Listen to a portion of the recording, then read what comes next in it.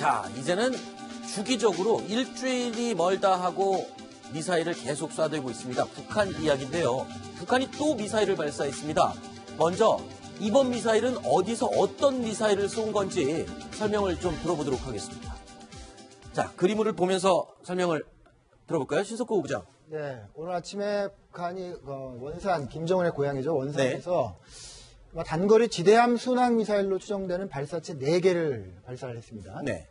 고도 2km 정도로 약 200km 정도 비행을 해서 동해상으로 떨어졌습니다. 네. 문재인 정부가 5월 9일 날 이제 선거가 있었죠. 네. 근데 지금 한 달 동안에 5번이나 지금 미사일 발사를 하면서 북한이 도발을 계속 이어가고 있는 그런 형국입니다. 네. 자, 그러니까 문재인 정부가 출범한 게 5월 10일, 선거가 5월 9일 있었으니까요. 그 이후로 지금 빠르게는 이틀 간격, 길어봐야 일주일을 크게 넘기지 않고 5번의 미사일을 발사했고 그 5번이 모두 다른 종류였고요. 자, 이번에 발사한 미사일은 지대함 순항 미사일이라고 지금 신석구 부장이 설명을 해줬는데 김기호 교수님, 저거는 또 어떤 미사일입니까?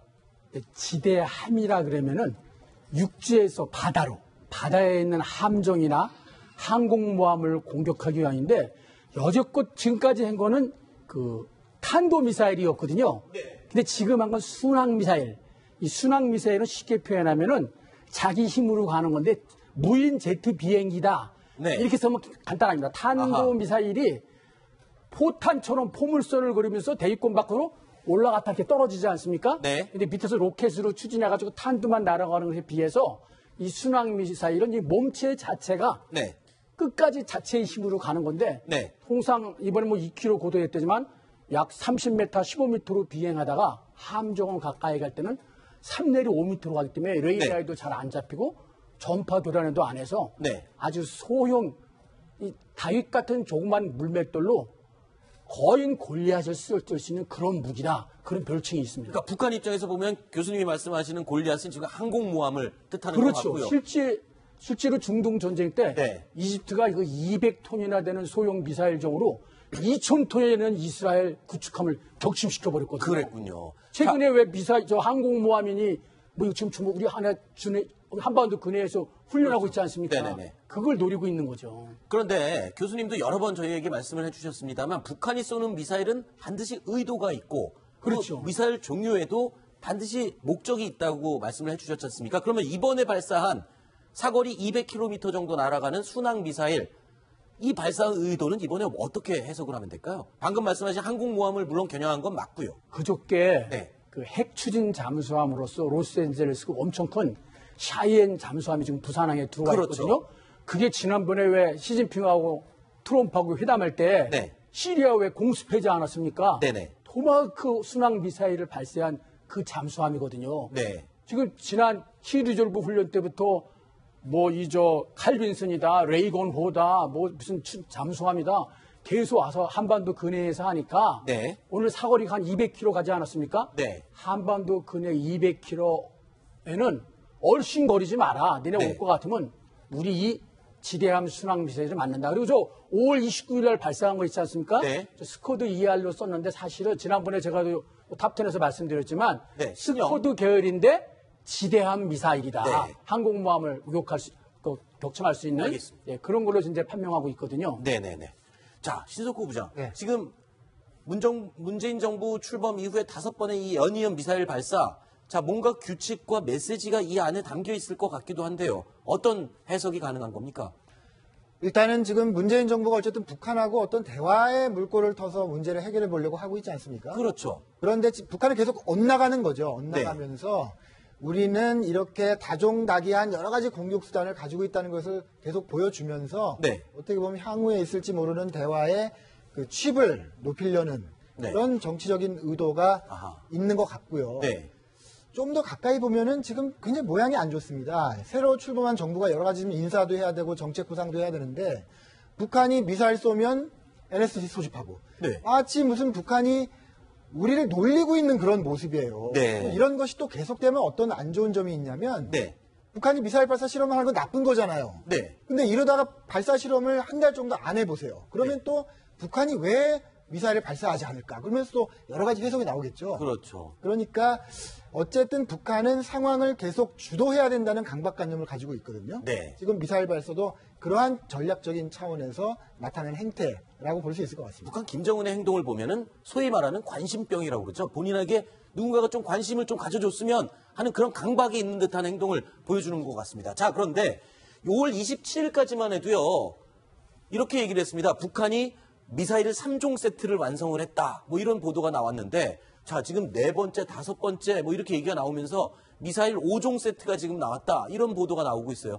이제 나올 미사일이 더 있습니까? 이거 말고? 예, 이제 5종 세트에서 한 뭐 7종, 9종까지 나올 것 같습니다. 용도에 따라서는 더 종류가 다양하게 예, 나올 수 우선 있고. 거리별로 하는 건 우선 그 ICBM이 좀 남아 있는데 ICBM은 근데 예, 그건 강력한 제재가 있으니까 그렇죠. 그걸 피하면서 잠수하면서 쏴올리는 잠수함 SLBM. 탄도미사일 SLBM이라는 거 지금 약 3,000톤 막 구축하고 있으니까 네. 그건 이제 시험 현지가 오래되지 않았습니까? 네네. 근데 5월 21일 날 발사한 북극성 2형 네. 저게 사실은 SLBM을 지상에서 발사한 거거든요. 네. 그러니까 그게 하나 남아 있고 네.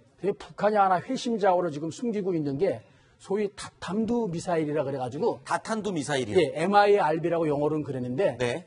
핵탄두를 10개나 20개를 동시에 나가게 해서 요격을 피하는 겁니다. 요격 자체를 할 수가 없겠군요. 예, 몇 개는 맞출 수 있지만 나머지 몇 개는 어렵죠. 아하. 그러다 보니까 그렇게 되면 비로소 이제 핵 보유기라는 그 미국과 중국, 러시아와 네. 나란히 할 수 있는 거거든요. 네. 그래서 아까 그 조금 제가 처음에 설명하면은 화성 12호는 5,000km로 괌, 네. 북극성 2호는 주일 미군, 또 KN-06은 지대공, 이번에 지대함 이런 거 보면은 미국의 지원을 하와이서부터, 괌서부터, 일본 본토로부터, 또 부산항이나 이렇게 조직적으로 막겠다는 그런 의도가 있는 것 같습니다. 그렇군요. 조금 전에 우리 신석호 부장이 얘기를 하면서 이런 얘기를 했습니다. 그러니까 김정은은 지금 문재인 정부의 어떤 유화 시도 그리고 민간 방북 접촉도 승인을 할 정도로 지금 대화의 문을 열어놨는데 마치 우리 새 정부를 무시하는 것 같은 이런 행동을 합니다. 그래서일까요? 오늘 문재인 대통령이요. 집권 후 첫 NSC 주재 회의를 했습니다. 이 자리에서 어떤 얘기를 했는지 들어보시죠. 우리 정부는 국가 안보와 국민의 안위에 대해서는 한 발짝도 물러서거나 타협하지 않을 것입니다. 우리 군은 북한의 어떤 무력 도발에도 즉각 대응할 수 있도록 철저한 군사적 대비 태세를 유지하기 바랍니다. 국민들께서도 이런 정부의 확고한 안보 태세를 믿고 정부의 노력을 적극 지지해 주시기 바랍니다. 최근에 북한이 미사일 발사 시험했을 때 그리고 오늘 아침에도 그렇고 이 NSC 소집보다는 수석 보좌관 회의에서 이 미사일 발사 문제를 논의하도록 했어요. 그런데 오늘은 오후에 직접 첫 번째 NSC 주재 회의를 연 것을 보면 뭔가 문재인 대통령도 메시지를 실으려고 하는 것 같은데요. 어떤 의지인 것 같습니까? 이 정부가 대화를 하겠다고 하면 과거 우리가 10년 전에 햇볕 정책도 이론적으로는 그랬습니다. 네. 굳건한 안보를 바탕으로 하고 네. 북한과 접촉과 대화를 하는 거거든요.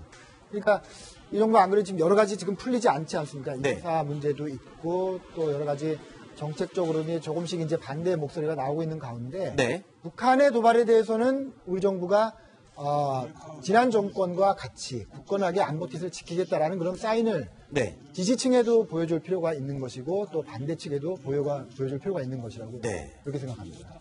저는 이제 한 가지 우려스러운 것이요. 뭐 이전 정부도 마찬가지인데 북한이 말만 하는 게 아니라 실질적으로 방향만 틀면은 우리나라를 초토화시킬 수 있는 미사일을 마구마구 쏘아대고 있습니다. 네. 이게 대화가 되고 합리적인 정통성 있는 정권이 아니라 세습 독재로 정권을 갖고 있는 30대의 젊은 미치광이라고 불리는 사람이 결정한 이런 그렇죠. 우려스러운 일이거든요.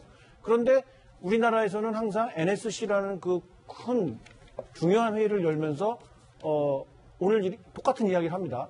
근데 전 이런 생각을 해봐요. 북한에서 미사일을 쏜 다음에 남한에서 NSC를 소집해가지고 하면은 뭐라고 말할까?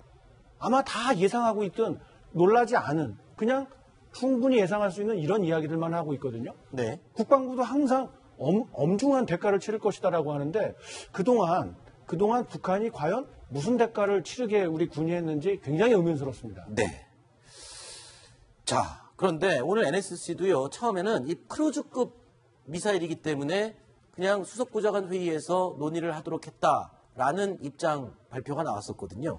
그런데 말하자면 ICBM급이면은 NSC가 소집되고 크루즈급이면은 소집되지 않고 뭐 이런 기준이 따로 있는 겁니까? 이게 좀 저로서는 좀 의문이 가는데요. 네.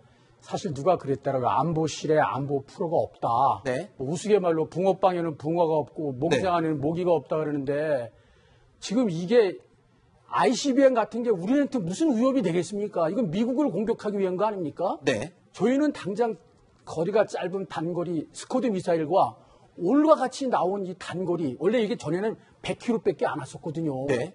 근데 이게 한 15m나 30m로 낮게 비행하다가 군함 이론이 가까운 데 와서는 3m 정도로 낮게 비행해서 레이더에 잡히기도 힘들고 그거에 마지막 아까 제가 말씀하신 대로 2,000톤이나 이런 구축하면 바로 갈라지고 그러기 때문에 네. 이거 대비를 해야 되는데 아까 이사장님 너무 정말 저에게 가서 저 군인 출신을 뼈저린 말씀해 주셨는데 맨날 회의만 하고 우리 실제로 대비하는 게 없지 않습니까? 네. 그나마 한다는 사드도 뭐 환경펀다고 못 갖다 놓게 하고 네. 북한이 우리 어떻게 보겠습니까? 김정은이가. 알겠습니다. 그 부분은 지금 논란의 여지가 좀 있는 부분이기 때문에 교수님의 개인적인 판단의 발언으로 제가 이야기를 하겠습니다. 자, 그리고 이 사드, 방금 사드 얘기 나왔으니까 사드 얘기 한번 해보겠습니다. 북극성 2형 미사일 북한이 성공적으로 발사했을 때 사드가 기름이 없어서 작동이 중단됐었다 이런 얘기가 들려요. 맞습니까? 네, 어떤 상황이었어요? 지난달 21일이었죠. 북한에서 북극성 2형을 발사를 했는데 네. 그때 사드가 작동을 하지 않았다는 겁니다. 네. 왜 그랬냐면요.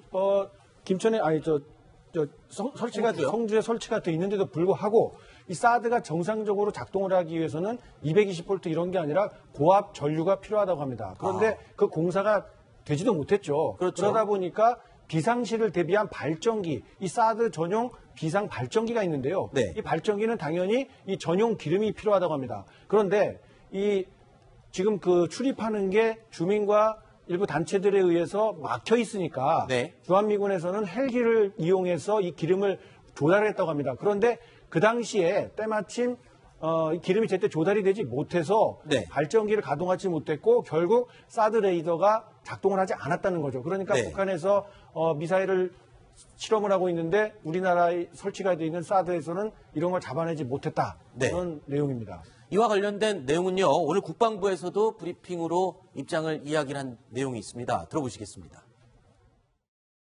그 사드 부지에 계속해서 헬기가 기름을 실어 나르고 있잖아요. 네. 보도도 네. 계속되고 있고. 네. 그 어떤 상황인지 설명이 좀 간단하게라도 가능할까요? 그거는 여기서 공개적으로 말씀드리긴 좀 제한이 됩니다. 그럼 별도로 말씀을 드리겠습니다.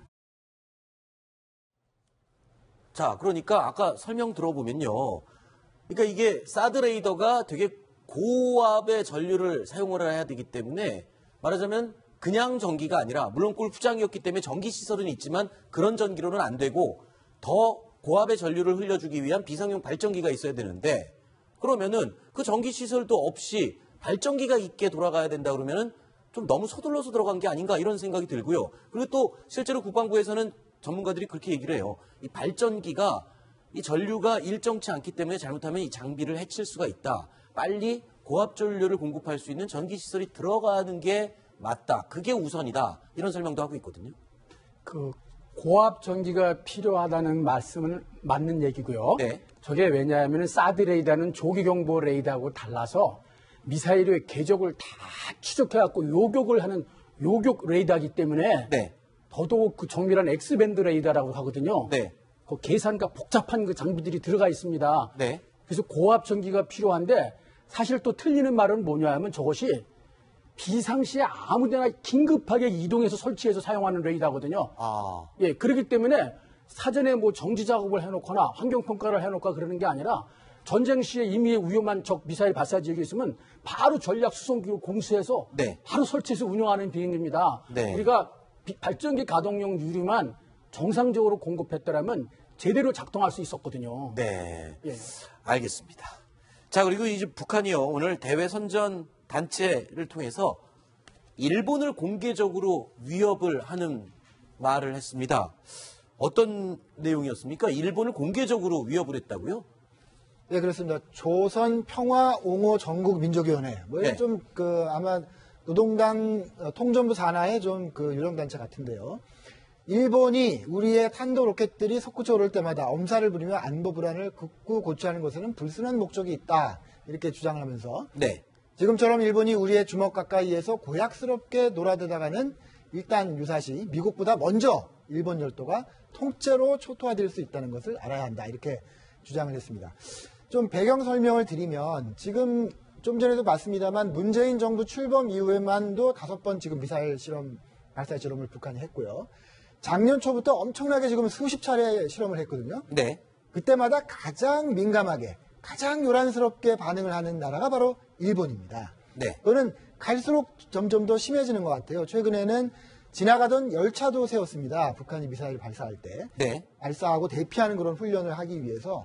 그래서 일각에는 아베 총리가 지금 정권이 약간 좀 그 내부 스캔들로 인해서 좀 위험하거든요. 네. 그래서 북한 안보 불안을 조성해서 내부 정치를 좀 이용해보자. 이런 얘기까지 나오고 있는 상황이기 때문에. 네. 북한 입장에서 보면 아주 괘씸한 거죠. 북한 입장에서 보면요. 네네.